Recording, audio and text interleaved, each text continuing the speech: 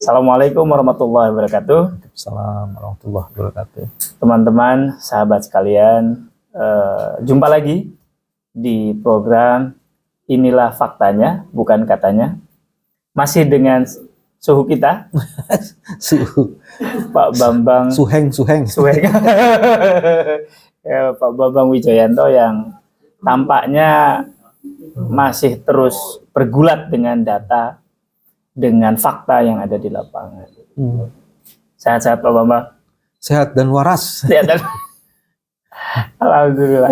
Pak Bambang, kalau melihat perkembangan saat ini, kemarin Pak Bambang dengan dengan Romai Rama, terus kemudian juga dengan yang lain-lain.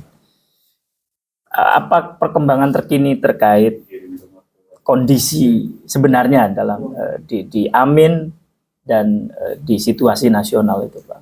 Oke. Bagian yang pertama, saya masih melihat masyarakat terus bergerak. Alhamdulillah. Dan pergerakannya itu bermacam-macam. Alhamdulillah. Ada yang mengumumkan sendiri kemenangan di berbagai tempat. Ada yang menyatakan tak setuju dengan hasil karena ada berbagai kecurangan.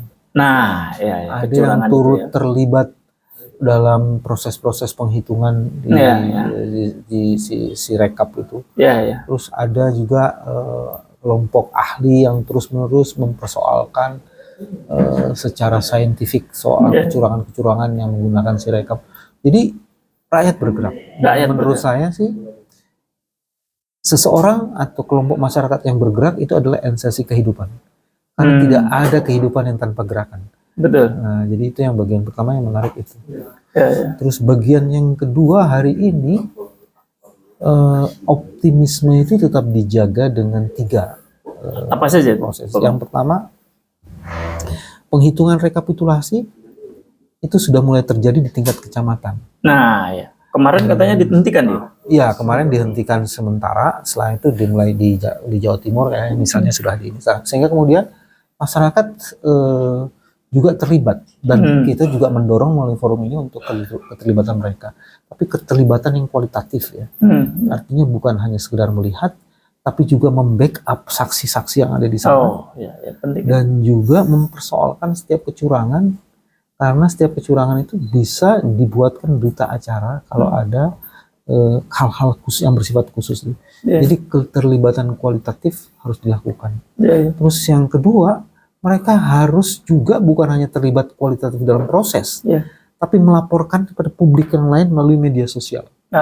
Sehingga kemudian ini akan terdengar pada pihak-pihak lain sebagai bagian dari proses mencerdaskan dan berkoalisi dan berkolaborasi.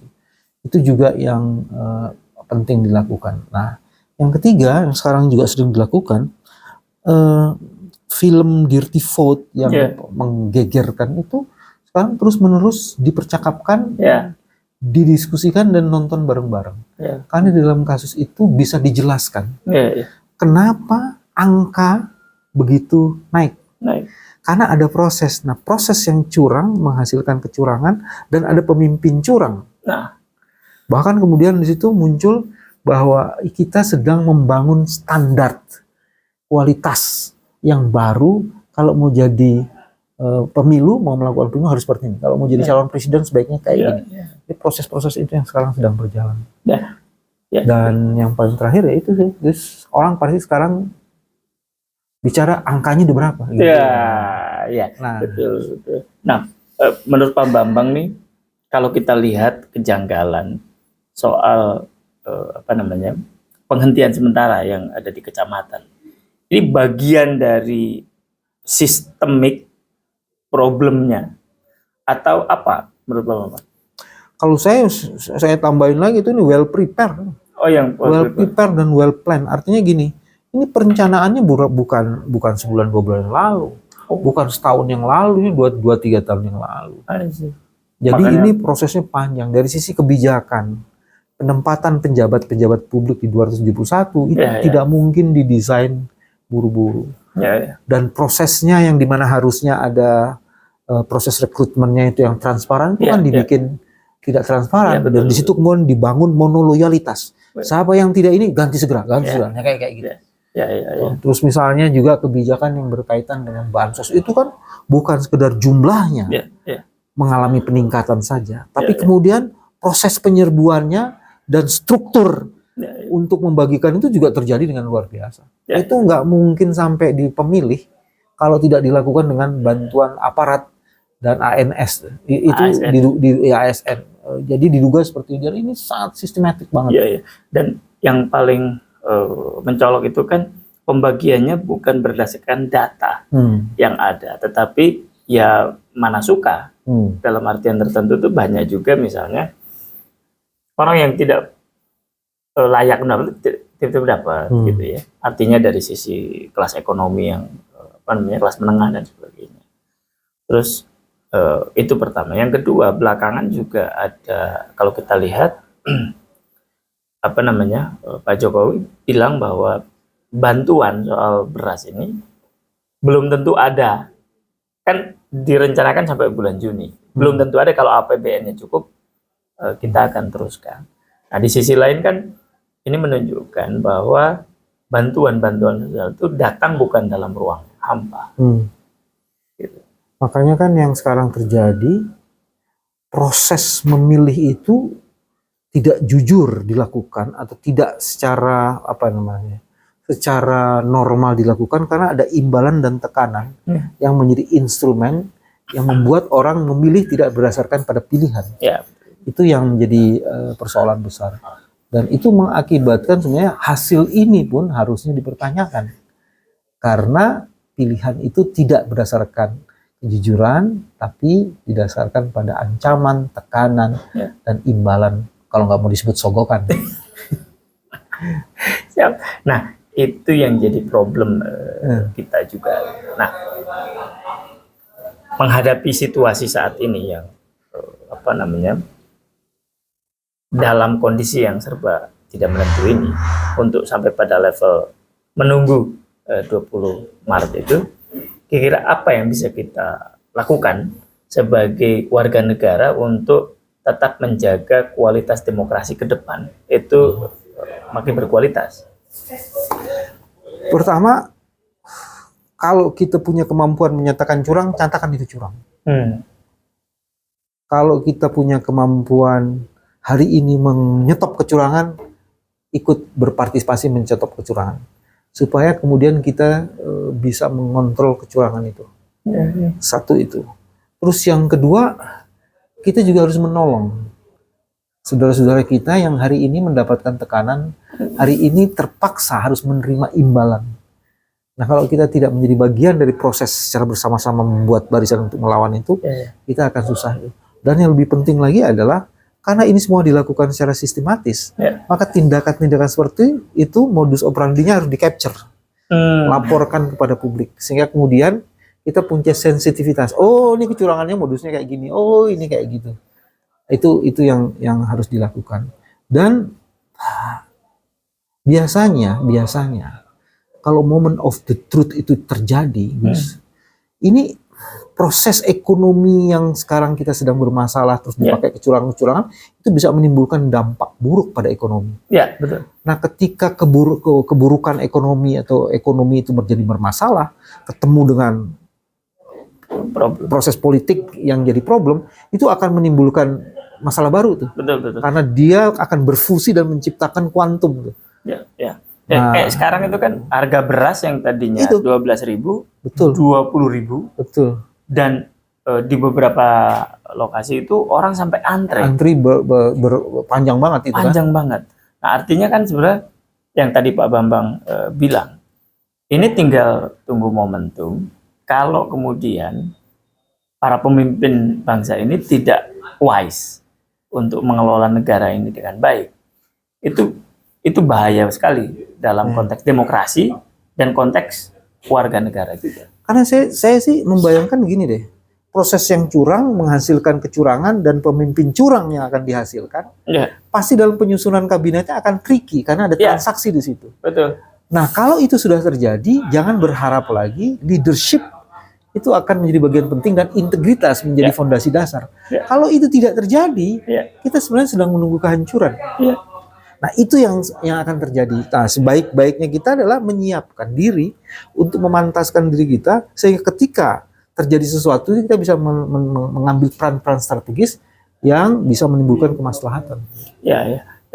Dan itu penting dalam konteks kita kan kemarin sudah Pak Bambang, menunaikan kewajiban kita untuk memilih dan sebagainya. Bahwa periode sebelum pemilihan itu ditemukan berbagai indikasi kecurangan secara terstruktur, sistematif dan masif, dan well planned dan well organized.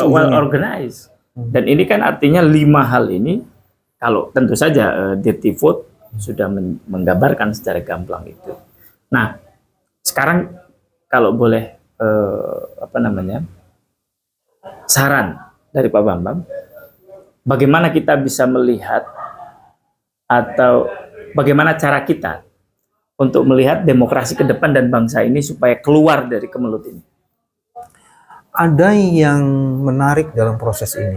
Sebenarnya paling tidak untuk teman-teman di Amin ya, nomor 1 itu, dia sedang meningkatkan level kualitas dalam demokrasi itu.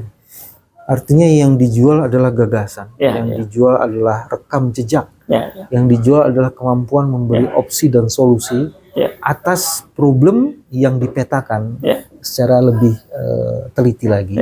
Jadi dinaikkan levelnya. Keterlibatan politik itu dilakukan dengan komunikasi politik 2 arah, tidak hanya karena orang diiming-imingi sesuatu. Memang ini belum menyentuh sampai level di bawah, tapi paling tidak kelompok atas, kelompok menengah itu sudah mulai masuk. Nah, ini menurut saya satu kemajuan. Terus yang kedua, tetap melakukan proses di tengah kecurangan itu dengan integritas. Itu juga sebenarnya pelajaran yang mahal. Betul. Pelajaran yang mahal. Jadi gimana ketika labirin kita diserbu kecurangan, kita masih tegak menunjukkan tekad, etikat dan integritas. Itu mahal. Itu mahal sekali. Kita itu didukung kan kemarin kalau dalam konteks ini tuh Pak Bambang ada cerita bahwa kita itu karena didukung oleh para kiai, kita didukung oleh para ulama soleh dan sebagainya. Jadi kami melakukan, mereka sebagai guidance untuk kita, dan kami melakukan politik ini bukan dengan uang, bukan dengan iming-iming, bukan dengan apa, tetapi dengan keinginan untuk menghadirkan kemaslahatan bersama untuk semua. Sehingga nggak ada tuh amplop dari Amin untuk nggak ada. Perolehan berapapun itu angkanya yang dikelola itu adalah memang warga yang ingin perubahan. Saya menduga nanti akan ada satu kesadaran baru. Ketika hasilnya melalui transaksi dan kecurangan dan menghasilkan pemimpin yang curang, nanti orang yang bersama-sama melakukan kecurangan akan melihat, oh kalau kecurangan ini punya dampak seperti ini. Jadi pasti ada proses pembelajaran dan mudah-mudahan pembelajarannya menjadi bagian dari kesadaran. Semoga. Untuk meningkatkan kualitas kehidupan jauh lebih baik lagi. Amin. Saya kira itu dulu teman-teman. Pak Bambang masih punya banyak tugas dan alhamdulillah setidaknya kita sampai saat ini tetap optimis, kita tetap berpikir positif bahwa kita telah berikhtiar secara maksimal, kita telah melangitkan doa-doa kita, dan insya Allah apapun keputusannya, apapun yang menjadi kebaikan dan menjadi takdir untuk kita, maka insya Allah itu akan menjadi kita terima bersama, karena itu bagian dari hasil dari apa, dan ini adalah keputusan Allah Subhanahu Wa Taala. Tetapi apapun itu kita harus tetap menunggu dan kita berproses dan berikhtiar terus. Jadi kapan sampai KPU memutuskan siapa pemenang pemilu, dan sampai sekarang belum ada pemenangnya. Saya kira itu teman-teman. Terima kasih Pak Bambang. Sehat-sehat, tetap waras. Insyaallah. Amin. Teman-teman, kita akan jumpa lagi di Inilah Faktanya, Bukan Katanya. Wallahul muwaffiq ila aqwamit thoriq. Wassalamualaikum warahmatullahi wabarakatuh. Waalaikumsalam warahmatullahi wabarakatuh. Oke.